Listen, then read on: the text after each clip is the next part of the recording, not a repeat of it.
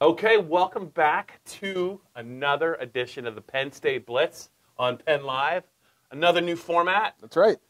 You look fascinating to me right now. I love it. You can still see Micah in the background. That's great. This is kind of a first for 2019, Greg. I don't think we're going to talk about the transfer portal. Right. It's a little weird to me. We could if you wanted to. I don't want to. Okay. But see if you'll appreciate this segue. So, it was not too long ago that everyone was talking about Punxsutawney Phil. Right. And now, I think Penn State's own version of Punxsutawney Phil, if I may be so bold, Phil Galliano, kind of like on-the-spot special teams coach after a rough go in his first year as coordinator. He also helped with the defensive line, is suddenly moving on from Penn State. News came, I think, last week. Gonna accept a job with the New Orleans Saints. Yep. And I don't know if they caught you by surprise, but what was your reaction when you heard it? And does it make any sense, Greg, that maybe that's why James didn't really talk about Phil and his performance maybe after the Citrus Bowl and then in the follow-up for the signing day news conference in February?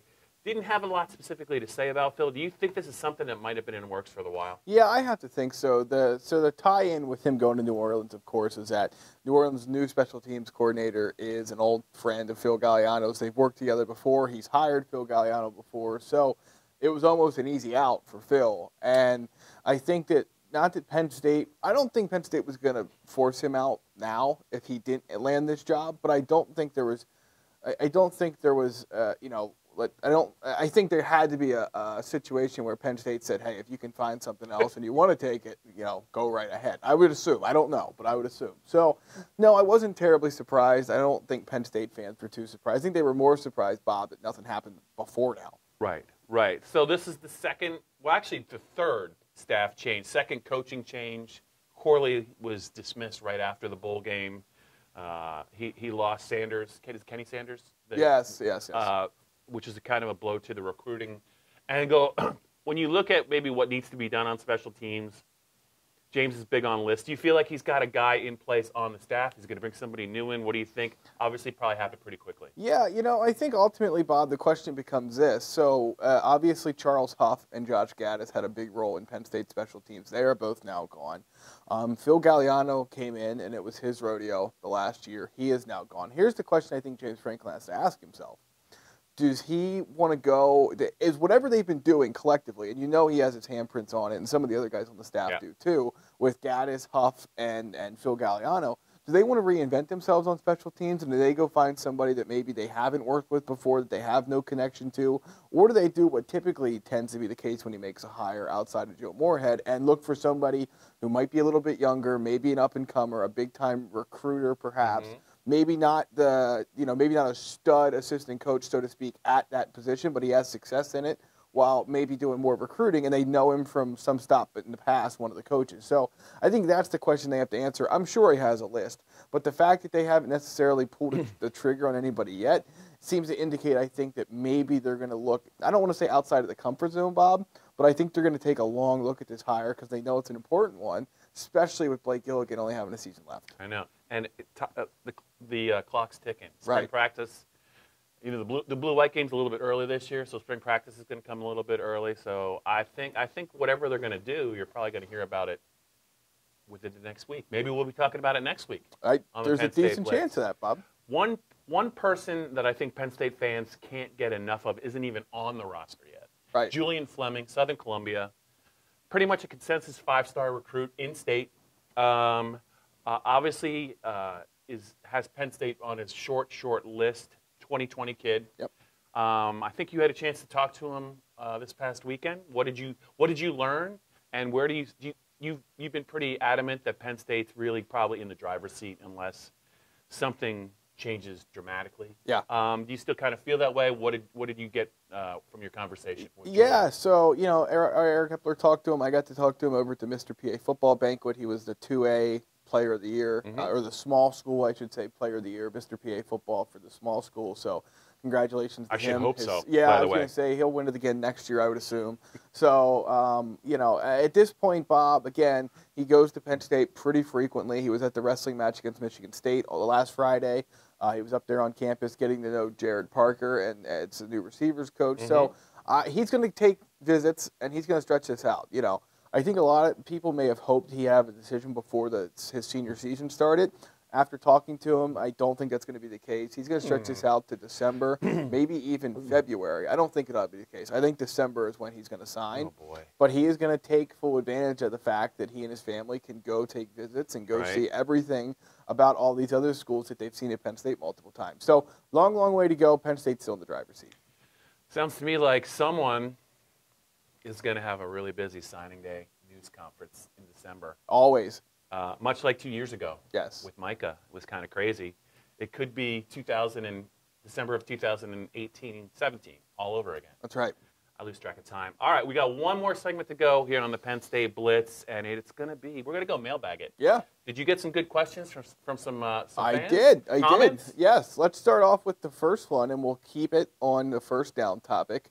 Phil Galliano was Penn State's assistant defensive line coach. Right. In your mind, does the hire they make have to also help with the defensive line? Is there a specific position that could use some more help, do you think?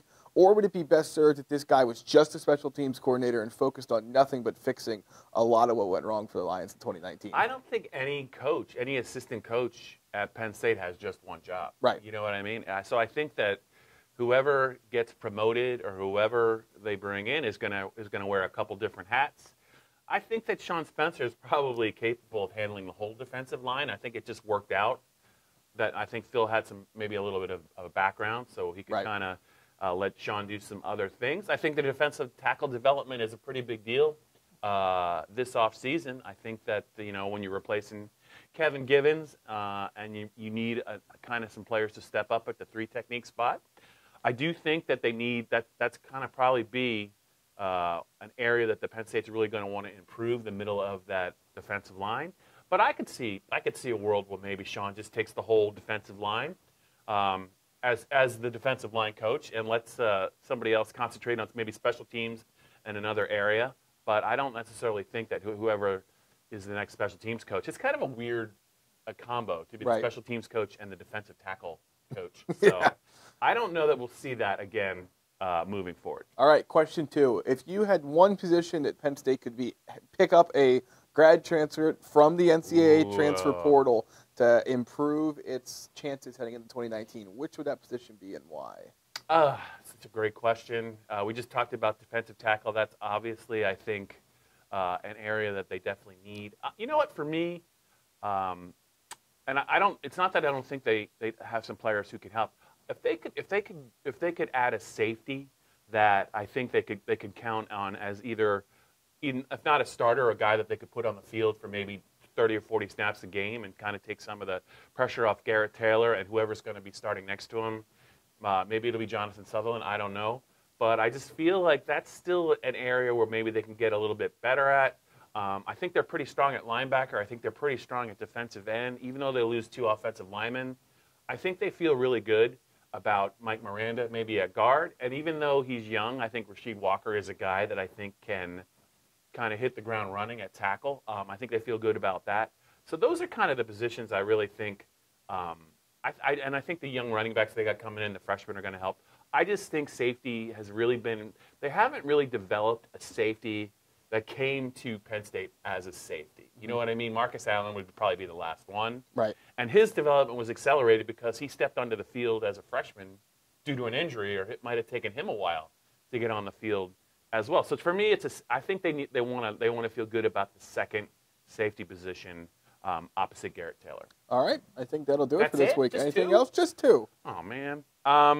All right, well, no, that's it for me. I know that's it for you. Next week, we're probably going to talk about before you know it, pretty soon we're going to be talking about spring. Right. I think we're only about 2 weeks away. Yeah. That's exciting. We got St. Patty's Day coming up. I know that's not really important to Penn State fans. It's important to me. But for now, I think that's enough. And hopefully we'll have some news on who James Franklin's newest special teams coach will be sooner rather than later.